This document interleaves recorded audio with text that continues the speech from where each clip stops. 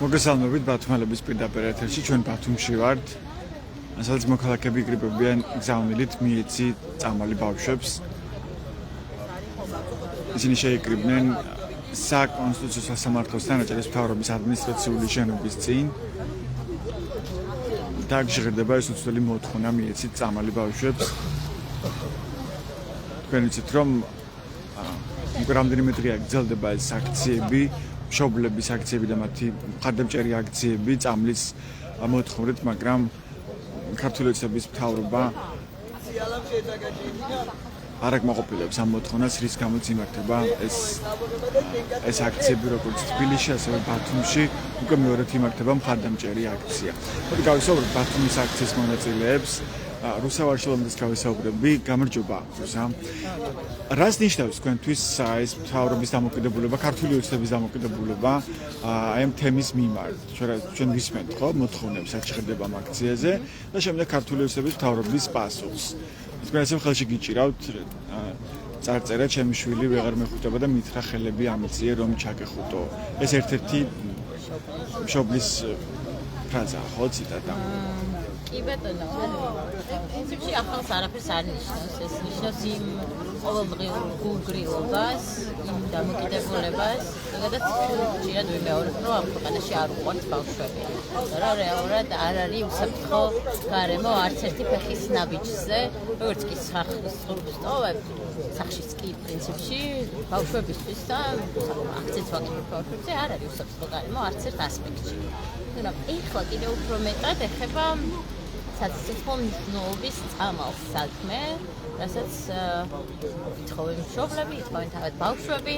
ჩემთვის ყველაზე რაღაცნაირი საკლავია, როცა 21 წელს გადაცილებული ასაკის ტიუშენის მქონე პაციენტები აკეთებენ განცხადს, რომ ჩვენთვის დაგვიანდათ და ბავშვებს მეცით წამლები. ამის მოსმენა იყო ძალიან ემოციური და წარმტკივნეული ჩემთვის. თითქოს მათ უკვე ჩაქნეული აქვთ ხელი ამ ცხოვრებაზე და მამძად არიან იბრძოლონ იმ ბავშვებისთვის, ვისაც ჯერ კიდევ აქვს შანსი და ამ ყოველფრის ფონზე დე-ფაქტო ხელისუფლების განაცხადი არის, რომ ყველაფერი არის ძვირი და ეხლა თუ ეს მოთხოვნა დაკმაყოფილდა, შესაძლოა სხვა ბევრი სურვილის გამოჩნდეს და კი ნამდვილად ანუ და ასე არაეფექტურია ხო ასეთ აქტიურებს მიზეზი როგორც რავი ევროპაში ამოიღეს ხმარებიან თუ რაღაც ანუ არ ელევათ არგუმენტები, რომელიც არის სრულიად აბსურდი დაცინვა, შეურაცხყოფა ერთი სიტყვით იმ ადამიანების, ვის ეხლა ამ ყოველფრის საჭიროების წინაშე დგას და მეორე არ არის ყველაფერი ახალი, მაგრამ უბრალოდ ეს არ გვაძლევს იმ საშუალებას, რომ გავჩერდეთ ჩვენ ხალი ჩავიქნიოთ და რავი როგორც მინიმუმ მოთხოვნას ანამ შეგვიძლია ამის დავიდგეთ ამ ბავშვების და მათი ოჯახის წევრების მართლა არავინ არ არის დასხვეული მსგავსი ან თუნდაც რაიმე ტიპის საჭიროებისგან, სადაც პირადი ძალები უკვე შეუძლებელია გაუმკლავდა და გჭირდება უკვე ხელისუფლების ჩარევა, სისტემის ჩარევა და ამ ზღვარზე ვართ ნებისმიერი ადამიანი. ძალიან ესეთი ფრაზაა, რომ ეს რომ შენი შვილი იყოს, ეს სიტყვები თუ ხშირად დაგვიტრიალდება თავში, ვფიქრობ, რომ ადამიანები ბევრად უფრო გაბედულები ვიქნებით ჩვენი თანაგანცდის გამოხატვაში. ჩემი სოლიდარობა მშობლებს, განსაკუთრებით ბავშვებს, რომელსაც არაერთხელ შორიდან კანცელარიასთანაც არაერთხელ ყოფილ ვარ და ასე რომ უყურებ ამ ბავშვებს ჯერ მორბენავს და მე მათ ფონზე რომ უყურებ, რომ იქვე არის იგივე დაავადებით მქონე პაციენტი პიროვნება, რომელიც უკვე წლის მოსარგებლია, რაღაცნაირი ძალიან სმბიანია ყველაფერს ხურება, იმიტომ რომ ეს მიუხედავად იმისა, რომ არიან ასაკიტვადარები, არიან უკვე ძალიან გაზრდილები, ემოციურად, ინტელექტუალურად ეს ბავშვები, იმიტომ რომ მათ სამწუხაროდ ძალიან ნაადრევ ასაკში მოუწიათ გაზრდა და დიდი საქმეებზე შეჭიდება. ანუ როგორ აბსურდია, ხო? სადღაც 10-11 წლის ბავშვი იდგეს სახელმწიფო რაღაც სტრუქტურის წინ და ითხოვდეს წამალს სიცოცხლის მნიშვნელოვანი, ანუ ჩვენი უფროსების მოვალეობა რა ყველანაირად აი ამას მაინც ავარიდოთ, ანუ რაღაც თბილად, კბილად თამაშობდნენ მეგობრებთან და ამ დროს სიცივეში, წინაშე მათი მშობლები ღამეებს ათევენ და ანუ ამის ეს ყველაფერი ემოციურად მათ აუცილებლად და შეიძლება გამოხატვის თავისუფლებასაც კი უზრდავს პოლიცია, ხო? იგივე კანცელარიაზე ჩვენ არაერთხელ ნახეთ, როგორ არ შეეტანეს ფუფები ან ხო აი რომ გამოხატონ პროტესტი კანცელარიაზე, რაც არის კონსტიტუციით დაცული უფლება. ხო, ნუ სიცოცხლის უფლება არის რაღაცა უპირობად ხელშეუხებელი უფლება, რომელსაც არ ყვევს მევანდელი დეპუტო ხელისუფლება, გვიზღუდავს გამოხატვის უფლებას, რომ საერთოდ თავი დავანებოთ ამ კონკრეტულ შემთხვევაში და ასევე ჩემი დიდი აი თანაბრად არა, მაგრამ იმ ადამიანებს, ვისაც დღეს ევალება ამ მშობლებთან კომუნიკაცია გულისხმობ ძალოვან სტრუქტურებში დაუდაცვაში, მე არ ვიცი ეს ადამიანები საერთოდ რა ფიქრის არიან, სახში რო ბრუნდებიან, რას უგნებიან თავის შვილებს, რომ დღეს განბარიდე კანცელარიის შენობას წამლის მომთხოვნი სიცოცხლისთვის საჭირო. ხო, ეს იყო ჩემი საქმე, ამას ვასრულებ. მამა და მე ძალიან ამაყი ვარ, აი ესე შევაწყო. გითანაგრძნობ, აი შემთხვევით ამ ვიდეოს უყურებს ეს ადამიანები, ან მათი ოჯახის წევრები. ძალიან წუხვალ თქვენი მშობლების განზე, თქვენი მამების, თქვენი დედების გამო. რომ ისეთ დასვამენ, რომელსაც სამწუხაროდ თაობები ვერ მოიშორებთ და თქვენც არ ხართ დამნაშავე ამ ყველაფერში და უცხოად გითანაგრძნობ და თუ რამე შანსი გაქვთ, რომ თქვენ მშობლებს სიტყვაში აწიოთ, რომ აი ამ სრულიად ბინძური საქმისგან დაიხსნათ, თქვენ შეგწევთ ძალა, რომ გააჟღეროთ, რომ თქვენთანაც პროფესიულდებათ წამალი და იქნებ თქვენ მაინც უშუალოდ მშობლებს. მადლობა. ეს რუსუდან ვარშალობიძე იყო, თქვენ მას უსმენთ ჩვენს პირდაპირ ეთერში. მე შეგახსენებთ, რომ ბათუმში ვართ საკონსტიტუციო სასამართლოსთან, სადაც მოქალაქეები დღესაც შეიკრიბნენ მორიგის საპროტესტო აქციაზე. რამდენიმე დღის წინ გაიმართა ბათუმში დიუშენის დიაგნოზის მქონე ბავშვების მხარდასაჭერად და დღეს კიდევ ერთხელ იმართება ასეთი აქცია თბილისის აქციის პარალელურად. აქციის მთავარი მოთხოვნა დააფინანსოს სახელმწიფომ ძვირადღირებული მედიკამენტი, რომელიც იშვიათი გენეტიკური დაავადების დიუშენის კუნთოვანი დისტროფიის მქონე ბავშვების სიცოცხლის გადასარჩენა და აუცილებელი სიცოცხლის უფლება ჩვენი კონსტიტუციის მეათე მუხლით გათვალისწინებული ხელშეუხებელი უფლება, რომელსაც იცავს კანონი. მაგრამ ამის მიუხედავად ჩვენ ვერ ვისმენთ დაკმაყოფილებულ მოთხოვნას ამ აქციაზე, რომელიც მთავარი მოთხოვნაა მიეცით წამალი ბავშვი. გავისაუბრეთ აქციის სხვა მონაწილეს, მან შეხვდა ბათუმის საკრებულოს წევრს ვაჟა დარჩიეს. ვაჟა, თქვენ მინდა რომ გაგესაუბროთ. ვაჟა დარჩია პარტია ლელოდან არის ბათუმის საკრებულოს წევრი და მოვიდა ასევე დღევანდელ აქციაზე. აი გითხარით, თქვენთვის რა არის მთავარი მოტივი დღეს, რატომ მოყვებით ამ აქციაზე და რას ნიშნავს თქვენთვის მთავრობის ოცნების მთავრობის არგუმენტები ამ კონკრეტულ აქციასთან დაკავშირებით? არა, ქართული ოცნების არგუმენტები არის ის, რომ ეხლა რო ჩვენ წამალი ბავშვებს მე სხვა ჯგუფები მოვლენ და ამდენი ფული არ აქვს. მე ესე აჟღერებენ ასევე ეფექტურობასთან დაკავშირებით დაჩერება. მომგებელი ამბავი ახლა მშობელს ასწავლიდა თავისი შვილისთვის უკეთესი რა არის, თან მინისტრი როდესაც ჯანდაცვასთან რეალურად ჩეხებაც კი არ ქონია არასდროს, ხო? ეს ცალკე პრობლემაა, რომ ჯანდაცვის მინისტრი არის ადამიანი, რომელიც ამ მიმართულებით არაერთ ცოდნა არ გააჩნია. უბრალოდ არსებობს ორგანიზაციები, კვლევები, შესაბამის ჩატარებული, თან აპელირება სიძვირეზე, ხო? თუ ეფექტური არ არის, თან ძვირი ღირს, ესეც ცოტა ოქსიმორონია, ხო, ამ მიმართულებით. ხო, რა თქმა უნდა, ძალიან რთული ამბავია და ეხლა თქვენი საშუალებითაც, ჩემი აზრით, ნებისმიერ ადამიანს, ვისაც ექნება წვრობა ნებისმიერ პლატფორმაზე, ნებისმიერ სივრცეში, სადაც ლაპარაკის შესაძლებლობა ხდება, ვსაუბრობთ იმაზე, რომ ამაზე მნიშვნელოვანი პრობლემა ეს საქართველოში არის, რომ ამ ბავშვებმა მიიღონ თავარი უფლება, ხო, აქ არ არის საუბარი იმაზე, რომ რაღაცა პრემია. ეს არის ყველაზე მწვავე პრობლემა, შეიძლება ასე ვთქვას, რომ საქმე ხდება ბავშვების სიცოცხლეს. ამ შემთხვევაში ის, რომ ბავშვებმა უნდა მიიღონ წამალი და რაღაცა ძალიან ცუდი გამოსვლა, ხოლმე თითქოს 3 რაღაცა ბუღალტერიაში შევიდა ჯანდაცვის მინისტრი ბავშვების სიცოცხლესთან დაკავშირებით, რომ ამას გაახანგრძლივებს, იმას შეამცირებს, ეხლა წარმოუდგენელია ამაზე ლაპარაკი, იმიტომ ყველგან სადაც იქნება საშუალება იმისა, რომ ეს მოთხოვნა გაჟღერდეს, რა თქმა უნდა, ყველამ ეს პასუხისმგებლობა უნდა ავიღოთ და ასევე მოწოდებას გავაკეთებ, რომ ჩვენ როგორც ავტონომიას საკმაოდ დიდი ბიუჯეტი გვაქვს და ავტონომიურ რესპუბლიკაში არიან ადამიანები, ბავშვები, ამ სინდრომით არიან დაავადებულები და აქაც იყო წინ აქციაზე რამდენიმე დღის როცა გაიმართა სამხედრო აქცია, აქაც იყო მოსულები რეფორმით უდნავ ამ დაავადებულების პანდემია. ვაჩვენებთ ამ ავტონომიის როლს და გამოვხატავთ მნიშვნელობას და დამოუკიდებელ გადაწყვეტილებას, ოდესმე მივიდეთ და ბათუმი აჭარა იქნება მიმართულებით რაღაცა ტონის მომცემი ძალიან სწორი იქნება ეს, თუმცა რა თქმა უნდა ამის იმედიც არ არსებობს, მაგრამ სწორი გზა ნამდვილად იქნება ეს ჩვენი ავტონომიური ელექტრონული ხელისუფლების მხრიდან, თუმცა რა თქმა უნდა ამის მოუდინი არავის არ არის. განარჩენი არის ის, რომ სანამ ეს შედეგი არ დადგება, სანამ ბავშვები წამას არ მიიღებენ, ყველგან ჩვენ უნდა ვისაუბროთ ამაზე, მათ შორის გვახსოვს ხო წინასწარ საქონდროპაზიის მშობლების და ბავშვების იგივე მდგომარეობაში ჩაგდება, თუმცა იმის შემდეგ რაც მოხდა მიიღეს ამ ბავშვებმა წამალი ძალიან კაი შედეგებიც აქვს და რაღაცნაირად დარწმუნებული ვარ ქართული ოცნების წევრებიც, ვინც ამაში რაღაცნაირი წვლილი შეიტანეს, მოსაყოლი ამბავი აქვს, რომ აი ეს გავაკეთეთ, ის გავაკეთეთ და ისენ ვიზამენ, რომ რაღაცა ლაქად დარჩეს მათი ეს დამოკიდებულება, რაც ამ დღეებში ჩანს.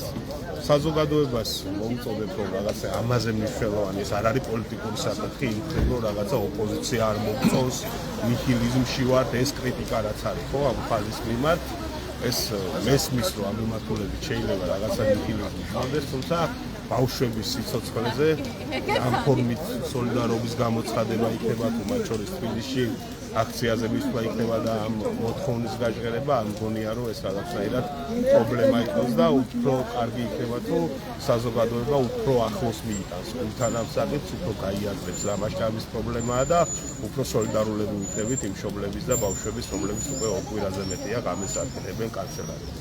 მადლობა, ეს ვაჟადარჩია იყო ბათუმის საკრებულოს წევრი. რამინ მაჭარაშვილს გავესაუბრები ასევე. რამინ, გოდიში მინდა გაგესაუბრო რამინ მაჭარაშვილი. თქვენს გაკრული ეს მოთხოვნა, ხო, რადგან იმართება უკვე რამდენიმე ეს აქციები, როგორც ბათუმში, ასევე თბილისში. რა ჩანს თქვენთვის ამ პროცესში? რა გამოჩნდა ყველაზე მთავარი? ანუ პირველ რიგში როგორც თბილისში, ბათუმში ყოველ შაბათს დავიწყეთ სოლიდარობის აქციის გამართვა, იქიდან გამომდინარე, რომ გვინდა საზოგადოებას ვაჩვენოთ ის საჭიროებები, რაც ამ პიროვნებებს აქვს ზოგადად წამალთან დაკავშირებით და რაც შეეხება ზოგადად წამლის მოთხოვნის საკითხებს ქვეყანაში თვითონ ვერ ხდება ხელისუფლების შესაბამისი ორგანოები, რომ რა გაუკეთონ ხალხს და რა საჭიროებებია, ეს ხმოვნად ცალკე ტრაგედიაა და ვერ იაზრებენ ამ სიმძიმეს და ამ მნიშვნელობას, როცა საქმე ეხება ბავშვების სიცოცხლეს, თქვენ ასე პრობლემა ეგაა ზუსტად თვითონ შიშუმოპისას და მის ოჯახის წევრსაც გადა სხვა პრობლემებთან ბრძოლისას ცალკე ბრძოლა უწევს კიდევ იმ საშიშროთო მნიშვნელობის საკითხებზე, რაც სახელმწიფო მისედაძინა დააკმაყოფილებს. მაგალითად, საშიშროთო მნიშვნელოვანი წამლის მიწოდება და ამ პროგრამის უზრუნველყოფა ზოგადად იმ შიშუმოპირებისთვის, ვისაც დუშენის სინდრომი აქვს, იმიტომ რომ ამ თქვა წამლების გამოჩენის მათი ცხოვრების პერსპექტივა გაიზარდა. შესაბამისად როდესაც არ არსებობს საშუალება და წამალი მაშინ გვესმის და ვიაზრებთ იმას, რომ არაფრის გაკეთება არ შეგვიძლია, მაგრამ როდესაც არის საშუალება, რომელსაც შეიძლება ადამიანის ცხოვრება ბევრად გაუმჯობესდეს და აქ არ არის საუბარი უმნიშვნელო გაუმჯობესებაზე, აქ არის პირველ რიგში დროის მოგებაზე, პროგრესის შეჩერებაზე, ამ დაავადების პროგრესის შეჩერებაზე და იმ მინიმალური უნარების შენარჩუნებაზე, რაც მას დღეს აქვს, რომელიც ადრეულ ცხოვრების საშუალებათა შემდგომ ვინაიდან პროგრესი არის თქვა მიმართულებით მსოფლიოში და წლიდან წლამდე ვითარდება მედიცინა და ფარმაკოლოგია, ჩვენ გვაქვს იმედი, რომ ეს წამალი, რომელიც ახლა არის და რამდენიმე წამალია 1-ზე და 2-ზე, არ არის საუბარი. კიდევ უფრო განვითარდება და ის 2-3 წელი, რომელსაც ეს თაობა მოიგებს ამ წამლის მიღებით, უფრო ეფექტიანი იქნება გამოყენებული შემდგომ სხვა პროგრესული წამლების მიღების დროს და აი ეს არის სამწუხაროდ ხელისუფლების წარმომადგენლებს არიან და მიწოდენ ამ საკითხს და ამის თქო გაგება მინდა გადმოგახსნო და მაგჩებით ზოგადად ადამიანს მისი სიცოცხლის დამძელობის გადასახადად მიწოდებში გომა ეს არის ქვეყნის ტრაგედია. თუმცა 21 საუკუნეში ეს ამ დროს არის კონსტიტუციით გარანტირებული უფლება, რომ სახელმწიფო უნდა იცავდეს ამ უფლებას, რომ ისი პირდაპირ ვალდებულება, რომ ის ამ საკითხს როდესაც გააგრომო შეხარ თანამედროვე ადამიანის უფლებებზე და კონკრეტული დროებაში დაფუძნებული სახელმწიფო და კონსტიტუციაში მიწერია, რომ შეხარ სოციალური და სამართლებრივი სახელმწიფო მithumetes ვალდებული ხარ ეს გააკეთა და სამწუხაროდ დღეს ასე ვიტყოდი, მაგრამ იმედია მოვლენ გონს შესაბამისი უწყების წარმომადგენლები და ის რასაც ეს ხალხი ხოვს და რაც ჩვენი მოთხოვნა მიწეული იქნება უაღრესწორი. მადლობა, ეს რამი მაჭარაშვილი იყო, თქვენ მას უსმენთ, მოდით აქციის კიდევ ერთ მონაწილეს გავესაუბრები, ასე გაბუნიეს. მოვისმინოთ, გამარჯობა აზა. რა არის თქვენი სათქმელი დღეს ესე გითხავთ? ხო, ჩემი სათქმელი არის ის, რომ მიეცით ბავშვებს წამალი, ეს არის სათქმელი და პარადოქსია და წარმოუდგენელია ის, რომ დღეს მაგალითად აჭარაში 9 ადამიანი არის დიუშენით დაავადებული. საქართველოს სხვა კუთხეზე არ ვსაუბრობ, აჭარაზე რომ ვისაუბრებ და ამ დროს აჭარის კულტურის მინისტრი ყიდულობს 300,000 ლარის ღირებულების მანქანას და ამბობს, ფეხით ვერ ვილითო სამსახურად. ამბობს, რომ ფეხით ვერ ვილითო, ბათუმში ვერ ვილითო ფეხით და ამ დროს ადამიანები მიჯაჭვურები არიან ეტყს, ამ დროს ადამიანები სიცოცხლეს ნატრულობენ და ამ დროს გამწარებული მშობლები დგანან ქუჩაში, ატირებული ღამეს ათევენ, მათ შორის ორსული მშობლებიც და ითხოვენ წამალს. ამაზე დიდი სისასტიკე, ამაზე დიდი არაადამიანობა რა შეიძლება იყოს, რაც დღეს ხდება საქართველოში. და ამ დროს გამოდიან მინისტრები, ამ დროს გამოდის ჯანდაცვის მინისტრი და ამბობს, რომ წამალი არ არის და ეს წამალი არ არის გამოსავალი. როგორ შეიძლება ეს უთხრას ხელისუფალმა ადამიანს, უძულურებაში, უსახსოებაში მყოფ ადამიანს, ასეც რომ იყოს, ის ვალდებულია, რომ იცეს იმედი. ვალდებულია, რომ გამონახოს ყველანაირი გზა იმისთვის, რომ საშველი მიცეს ადამიანებს და მით უმეტეს არსებობს წამალი, მადლობა ღმერთს, რომელიც არის საშველი იმისა, რომ ამ ადამიანებს სიცოცხლე გაუხანგრძლივოს და მეტიც შესაძლებელია გადაარჩინოს კიდევაც აი ამ მძიმე დასასრულისგან, რომელიც შეიძლება ამ ადამიანებს ჰქონდეთ ეს განცდა. სინამდვილეში არის შესაძლებელი ეს ყველაფერი, მაგრამ ამას სჭირდება პოლიტიკური ნება, ამას სჭირდება გონიერება, ამას სჭირდება ჰუმანურობა და რომელიც ქართულ ოცნებას არ აქვს. დღეს ყველანაირი პასუხისმგებლობა არის მათზე, იმიტომ რომ სხვა გამოსავალი ამ ადამიანებს არ აქვს. და მათ შორის ის, რომ საკუთარ ფუფუნებაზე ფიქრობენ, საკუთარ კარგად ყოფნაზე ფიქრობენ, მილიონიანი ბიუჯეტი. აი, ეგ არის თავარი მიზეზი, თქვენ ასე ფიქრობთ, რის გამოც ისინი არ აფინანსებენ და არ ფიქრობენ ამ პრობლემის მოგვარებას, ასე ვთქვათ, მედიკამენტების აფინანსებას. თუ ვერ აფასებენ და ვერ გძნობენ ამ პრობლემის. ერთის მხრივ ვერ აფასებენ სიმძიმეს, მაგრამ მე ეჭვება დიდი შეფასება ჭირდება ამას, არ ჭირდება განსაკუთრებული ექსპერტობა, სამედიცინო განათლება იმას, რაც არის შეუძლიათ მოიძიონ, ნახონ სხვა ქვეყნის პრაქტიკებიც გამოიყენონ. ერთადერთი მიზეზი არის მათი უგულობა, ის რომ ადამიანის სიცოცხლე, ადამიანის ჯანმრთელობა ქართული ოცნებისთვის არაფერს წარმოადგენს, არანაირი ღირსებას. ართმევენ კონსტიტუციით მინიჭებულ უფლებას, სიცოცხლის და ჯანმრთელობის უფლებას. ამას აკეთებს ხელისუფალი დღეს ქართული ოცნების სახით. დიდი მადლობა, ეს ასე გაბუნია იყო, თავისუფლების მოედნის ერთ-ერთი ლიდერი. თქვენ მას უსმენდით ჩვენს პირდაპირ ეთერში, ეს ბათუმია. მე შეგახსენებთ, რომ საკონსტიტუციო სასამართლოსთან შეიქმნენ დღეს მოქალაქეები, მოთხოვნით მიეცით წამალი ბავშვებს. ანალოგიური აქცია იმართება თბილისშიც. ეს უკვე მეორე აქციაა, რამდენიმე დღის წინ გაიმართა კიდევ ერთი აქცია, იგივე მოთხოვნით მიეცით წამალი ბავშვებს.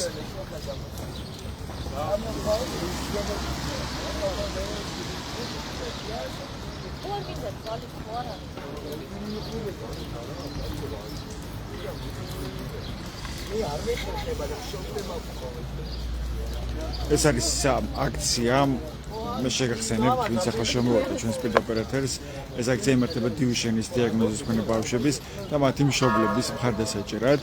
აქციის მთავარი მოთხოვნაა დააფინანსოს სახელმწიფომ ძვირადღირებული მედიკამენტი, რომელიც იშვიათი გენეტიკური დაავადების დინშენის კუნთოვანი დისტროფიის მქონე ბავშვების სიცოცხლის გადასარჩენადაა აუცილებელი.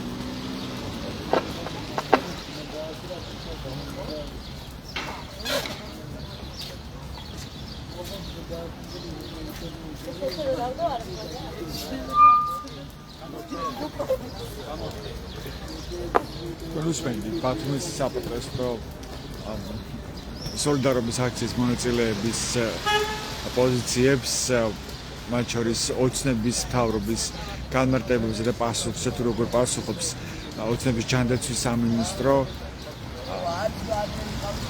დიუშენის დაავადების მქონე ბავშვებს და მათ მშობლებს და თქვენის მელით შეფასებებს სწორედ ოცნების პოლიტიკაზე მათ შორის ამ ნაწილში საქმე ეხება პირდაპირ ბავშვების სიცოცხლეს და ბავშვების სიცოცხლის გადარჩენას. ასეთ იყო ბათუმელების პირდაპირი ჩართვა ამ დროისთვის, ეს პროექტს ვებგვერდებს ბათუმელების ჯირიდან, ადგილობრივი ჯირი, რომ მიიღოთ განახლებული და სანდო ინფორმაცია, მადლობა ყურადღებისთვის დროებით.